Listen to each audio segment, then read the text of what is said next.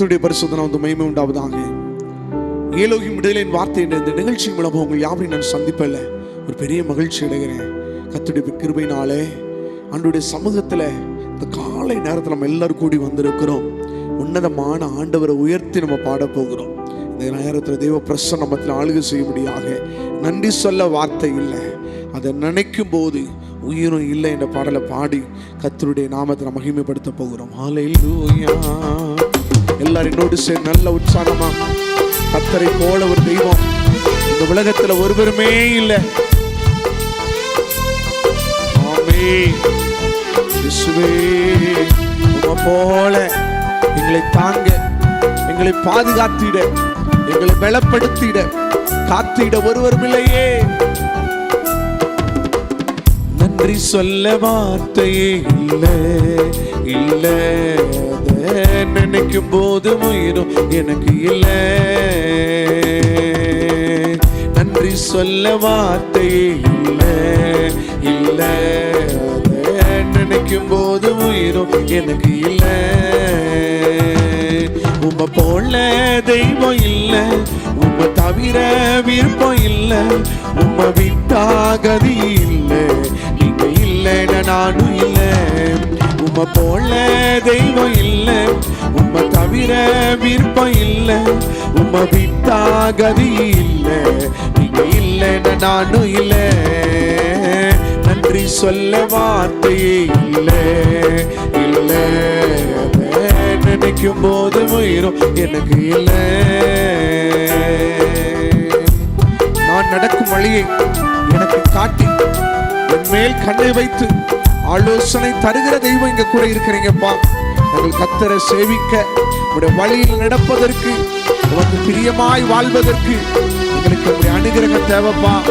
உடைய இரக்கத்தினால் எங்களை பிடி சுட்டு வீராக. ஆமென். நன்றியப்பா, நீ நல்லவ, நீ விசாரிக்கிறவ, நடத்துகிறவரே.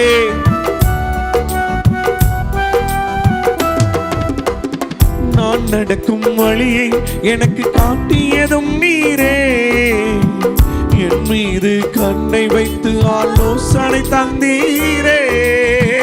நான் நடக்கும் வழியை எனக்கு காட்டியதும் நீரே, என் மீது கண்ணை வைத்து ஆலோசனை தந்தீரே.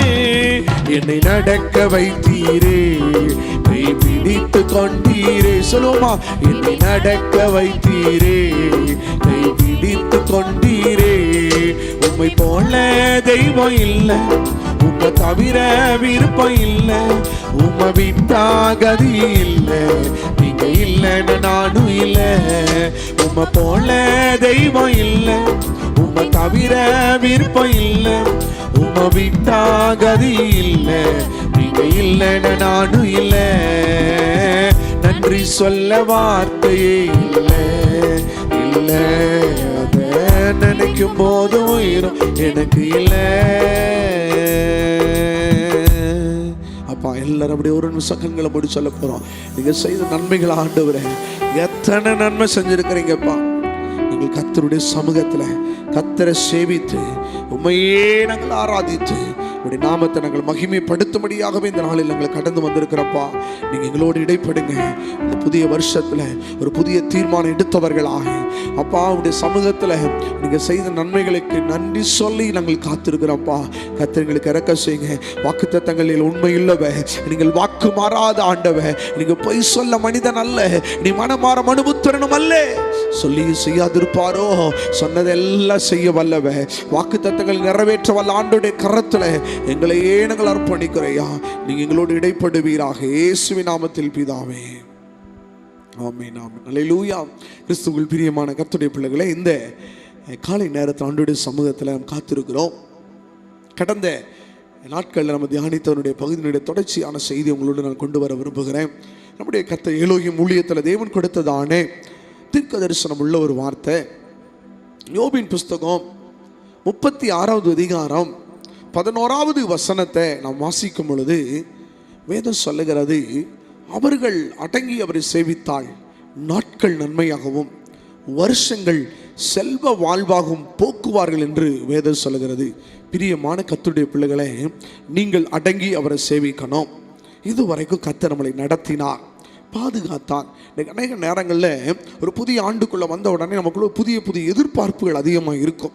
இந்த வருஷம் கர்த்தர் எனக்கு என்ன செய்ய போகிறாரு, என் குடும்பத்தில் ஆண்டவர் என்ன செய்ய போகிறாரு, என் பிள்ளைகளுக்கு என்ன நடக்க போகிறது, ஒரு பெரிய எதிர்பார்ப்போடு இந்த புதிய வருஷத்தில் சந்தோஷமாக நீங்கள் வந்திருக்கிறீங்கன்னா ஆண்டவர் சொல்கிறாருங்க, உங்கள் வாழ்க்கையில் கர்த்தர் அற்புதம் செய்வார். எப்போ அற்புதம் நடக்கும்? நீங்கள் அடங்கி இருக்கும் பொழுது.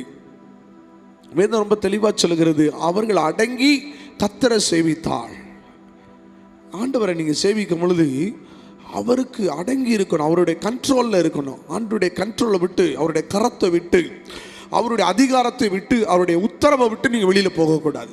அதுதான் அடங்கி இருக்கு. அவர் போனால் போ, செய்யாதன்னா செய்யாதீங்க, வானா வாங்க, நடத்துனா நடத்துங்க, உட்காருனா உட்காருங்க, எழுந்துருனா எழுந்துருங்க.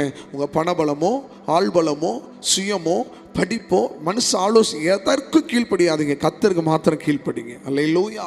அது உங்கள் வாழ்க்கையில் அதுக்கு மாத்திரம் நீங்கள் செவி கொடுங்க. கர்த்தரை சேவிக்கிறனுடைய அடையாளம் என்ன தெரியுமாங்க? நம்ம சொந்தமாக முடிவெடுத்து தோற்று போவது அல்ல.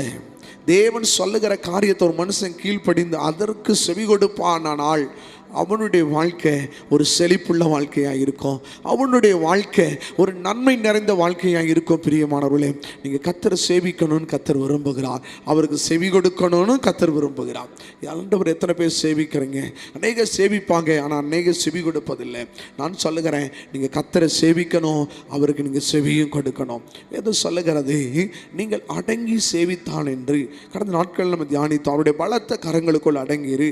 இன்றைக்கு நம்ம என்ன செய்யணும் அப்படின்னா, அன்றைக்கி அநேக நேரங்களில் ஆண்டவருடைய சமூகத்தில் கர்த்தருடைய பிள்ளைகள் நம்ம எப்படி இருக்கிறோம், கிறிஸ்தவ வாழ்க்கையில் நம்ம அடங்கி இருக்கிறோமா, அவருடைய காரியங்களுக்கு நம்ம கீழ்ப்படுகிறோமா அப்படி சொல்லி நம்ம பார்க்கும் பொழுது அநேகரால் சொல்லவே முடியாது நம்ம என்ன செய்கிறோம், எப்படி இருக்கிறோம் அப்படின்னு சொல்லி. அப்போ ஒரு வசனத்தை நீங்கள் எடுத்து வாசிச்சிங்கன்னா, 1 நாளாகமத்தின் புஸ்தகம் 28வது அதிகாரம் 9வது வசனத்தை ஒரு வாசிங்க பாருங்கள். 1 நாளாகமம் 28வது அதிகாரம் 9வது வசனத்தை வாசிக்க கேட்கலாம். என் குமாரனாகிய சாலமோனே, என் குமாரனாகிய சாலமோனே, நீ உன் பிதாவின் தேவனை அறிந்து அவரை உத்தம இருதயத்தோடும் உற்சாக மனதோடும் சேவி. உற்சாக மனதோடும் சேவி. கர்த்தர் எல்லா இருதயங்களையும் ஆராய்ந்து நினைவுகளின் தோற்றங்களை எல்லாம் அறிகிறார்.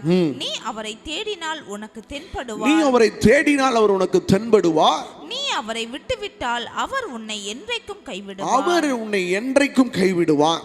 நல்ல கவனிங்க. இங்கே தாவீது தன்னுடைய பிள்ளையாகிய சாலமோனுக்கு அவர் கற்றுக் கொடுக்கிறதான ஒரு காரியம் என்ன தெரியுமாங்க?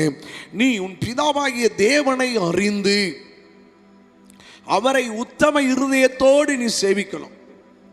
தாவீது ராஜா தேவனுக்கென்று ஆலயம் கட்டுவதற்கு எல்லா பொருட்களை சம்பாதித்து வச்சவர் தான் இந்த தாவீது. ஆனால் இன்னைக்கு நம்ம ஆண்டவருடைய சமூகத்தில் சில இடத்துல பணம் இருக்கும் பாருங்க, செல்வம் இருக்கும், வேலை வாய்ப்பு இருக்கும் பொழுது தலகால் புரியாமல் ஆடுவாங்க. யாரையும் மதிக்க மாட்டாங்க. பணம் இருந்துச்சுன்னா யாரையும் நிச்சய மாட்டாங்க, மதிக்கவே மாட்டாங்க. சொந்த பந்தத்தை மதிக்க மாட்டாங்க, சமுதாயத்தில் இருக்கிறவங்கள மதிக்க மாட்டாங்க, யார்கிட்டையும் பேசக்கூட மாட்டாங்க. சொந்த பந்தங்களும் எனக்கு எதுவுமே தேவையில்லை, பணம் பணத்தோட சேருன்ற மாதிரி அப்படிப்பட்ட ஒரு மனநிலையில் அநேகர் வாழ்வது உண்டு. ஆனால் இந்த தாவீது எல்லா தேசத்தினுடைய ஆசீர்வாதங்களை சுதந்திரிச்சவன் தான். ஆனால் தன் பிள்ளையாகிய சாலமோனுக்கு அவன் கற்றுக் கொடுக்கிறார் பாருங்க. நீ உன் பிதாவாகிய தேவனை அறிந்து அவருக்கு நீ உத்தம இருதயத்தோடு நீ கர்த்தரை சேவிக்கணும். நீ யாரை தேடணும்? உத்தம இருதயத்தோடு கர்த்தரை சேவி. நல்ல கவனிங்க. ஆண்டவர் நம்ம வாழ்க்கையில் அற்புதம் செய்யணும், அவர் நம்ம வாழ்க்கையில் முன்குறிச்சதெல்லாம் நடக்கணும், நம்ம வாழ்க்கை உயர்த்தப்படணும் நம்ம விரும்புகிறோம். ஆனால் தேவனை நம்ம சேவிக்கிறோமா? ஆண்டவரை சரியான வழியில் நம்ம அறிந்து வைத்திருக்கிறோமா? நல்லா ஒன்று புரிஞ்சுக்கங்க பிரியமானவர்களே, நீங்கள் கர்த்தரை அறிந்த ஜனமாய் இருக்கணும், தேவனை நீங்கள் புரிந்தவர்களாக இருக்கணும். ஆண்டவர் நீங்கள் ஆராதிக்கிறவர் இன்னார் என்பதை அறிந்திருக்கணும். பேதுரு சொன்னார் பார்த்தீங்களா? என்ன சொன்னார்? ஆண்டவர் இயேசு ஜனங்கள் எல்லாரும் என்ன சொல்கிறாங்க? எல்லாரும் ஒன்றுமே, நீ எலியா, நீ எலிசா, நீ மோசே, இப்படி அநேக ஸ்டேட்மெண்ட்டை சொன்னாங்க.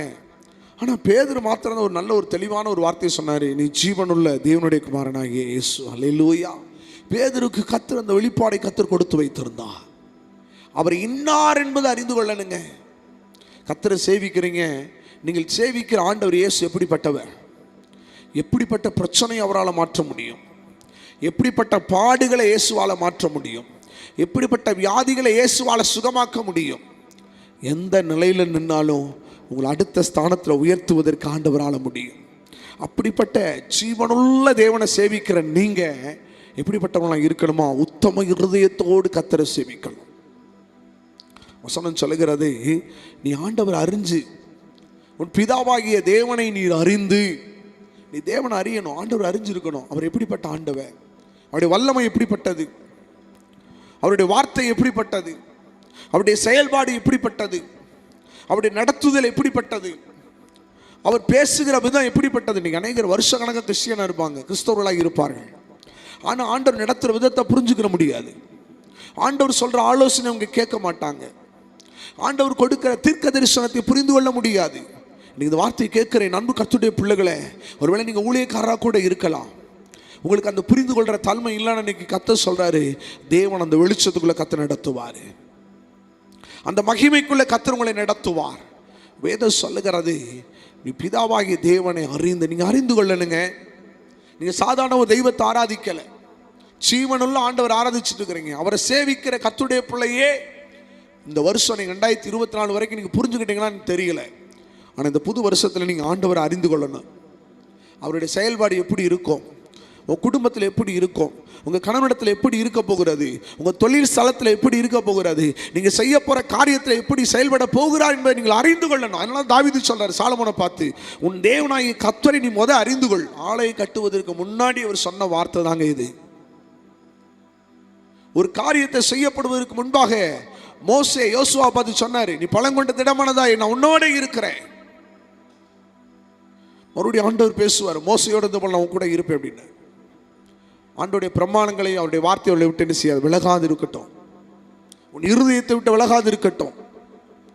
பிரமாணங்களை கை கொள்ளன்னு சொல்லி மோசையை கற்றுக் கொடுத்தார். ஆண்டவர் யோசுவாவுக்கு கற்றுக் கொடுத்தார். பிரியமானவர்களே, இன்னைக்கு ஆண்டவர் தாவீது மூலமா சாலமோனுக்கு கற்றுக் கொடுக்கப்படுகிறது. நீ தேவனை அறிந்து கொள். இன்னைக்கு அறிஞ்சிட்டீங்க வச்சுக்கோங்களேன், அவர் நடத்துகிற விதம், அவருடைய பேசுகிற விதம் உங்கள் வாழ்க்கையில் நீங்கள் அறிந்தீங்கன்னா உங்கள் வாழ்க்கை நன்மை, உங்கள் வாழ்வு செல்வ வாழ்வாக இருக்கும். நீங்கள் அவரை அறிந்து கொள்ளாமல், அவரை சேவிக்காமல் உங்கள் வாழ்க்கையில் நன்மை இல்லை. நீங்கள் அவரை ஆராதிக்காமல், அவரை சேவிக்காமல், அவரை தேடாமல் உங்கள் வாழ்க்கையில் செழிப்பு இருக்காதுங்க, செழிப்பு இருக்காது. நல்லா ஒன்று புரிஞ்சுக்கங்க, ஆண்டவரை நீங்கள் செவி கொடுக்கும் பொழுது அவர் உங்களுக்கு செவி கொடுப்பார். அவர் சத்தத்தை நீங்கள் கேட்டீங்கன்னா உங்கள் ஜப சத்தத்தை அவர் கேட்பார். தேவ சத்தத்தை கேட்கும் பொழுது உங்கள் வாழ்க்கையில் தேவ சித்தத்தை செய்ய முடியும். அல்லேலூயா. இந்த வார்த்தையை கேட்குற ஆண்டவருடைய பிள்ளைகளே, நீங்கள் ஆண்டவர் அறிஞ்சிட்டீங்களா? உத்தம இருதயத்தோடு அவர் அறிந்து முழு ஆத்துமாவோடு முழு பலத்தோடு நீங்கள் கர்த்தரை தேடுங்க. அப்பொழுது கர்த்தர் உங்களுக்கு என்ன செய்வாரா, தென்படுவார். எல்லா இருதயங்களையும் தோற்றங்களையும் அவர் ஆராய்ந்து அறிகிற ஆண்டவரா. இந்த நாட்களில் புது வருஷத்தில் வந்திருக்கிறோம். உங்கள் இருதயத்தை தோற்றம், அவருடைய நினைவுகள் எல்லாம் ஆண்டவருக்கு தெரியுங்க. நீங்கள் நினைக்கிறீங்க எனக்கு யாருக்குமே தெரியாது, என்னுடைய ஏக்கம், என்னுடைய ஆசை, என்னுடைய விருப்பம், என்னுடைய எதிர்பார்ப்பு, என்னுடைய கனவு யாருக்கு தெரியாது? வேத ரொம்ப தெரியும். உன் இருதயத்தினுடைய தோற்றம் முதல் கொண்டு ஆண்டவருக்கு தெரியுமா? நீங்கள் என்ன ஆசைப்பட்டு இருக்கிறீங்க இன்னைக்கு? தேவன் அதை அறிவார். என்ன விரும்புறீங்க? கர்த்தர் அதை அறிவார். என்ன நடக்கணும்னு நினைக்கிறீங்க? தேவன் அதை எல்லாவற்றையும் உங்களுக்கு நடத்தி தருவார். இந்த நாளில் இந்த வார்த்தையை கேட்குற ஆண்டவருடைய பிள்ளைகளே, நிச்சயமாக அந்த ஆண்டவர் உங்களுக்கு ஒரு பெரிய அற்புதத்தை என்ன செய்ய போகிறாரு, கொண்டு வருவார். எத்தனை பேர் ஆமென் சொல்கிறீங்க? அல்லேலூயா, அல்லேலூயா. வேதம் ரொம்ப தெளிவாக சொல்லுகிறது, நீங்கள் அவரை அறிந்து அவரை சேவிக்கும் பொழுது உங்கள் வாழ்க்கை நன்மை, உங்கள் வாழ்க்கை செல்வ வாழ்வாக இருக்கும். ஒரே வசனத்தை வாசிக்கலாம், 8ஆம் வசனத்தை மாத்திரம் வாசிங்க.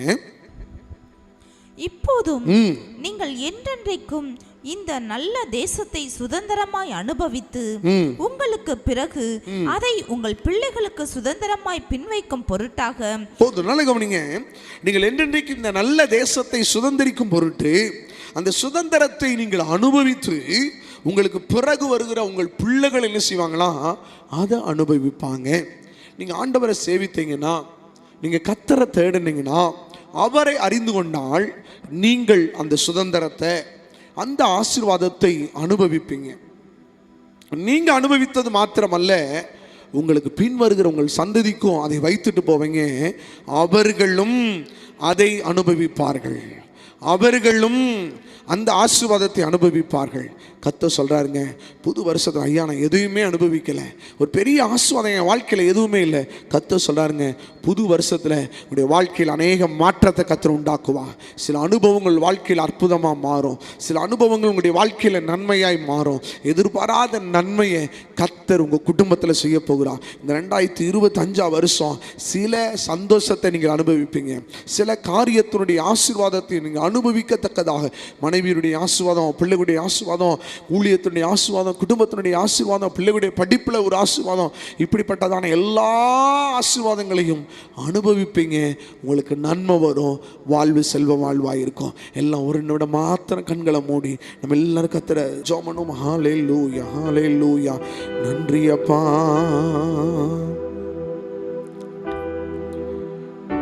நானும் என் வீட்டாருமோ வென்றான் கர்த்தரையே சேவிப்போம்.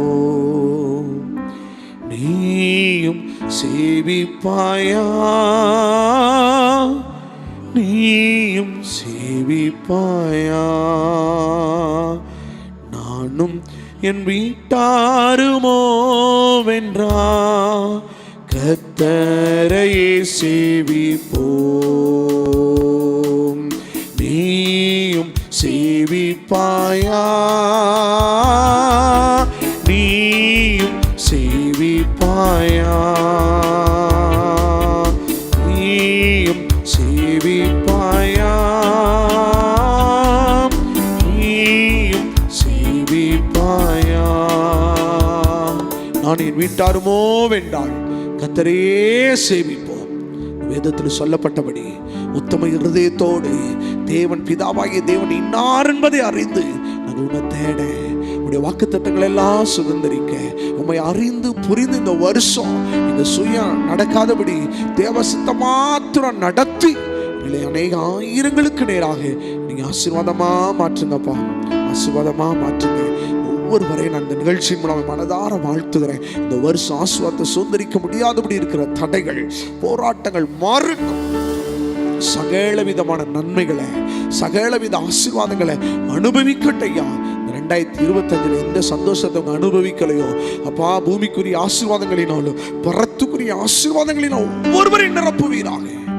சந்தோஷத்தினால ஜனங்களை நிரப்பி இந்த வருஷம் நன்மையினால முடிசுட்டுங்க. வாழ்வு செல்வ வாழ்வாய் இருக்கட்டும். மனதார வாழ்த்தி ஆசீர்வதிக்கிறேன் இயேசுவின் நாமத்தில் பிதாவே, ஆமென், ஆமென், ஆமென். God bless you. கர்த்தர் உங்களை ஆசீர்வதிப்பாராக.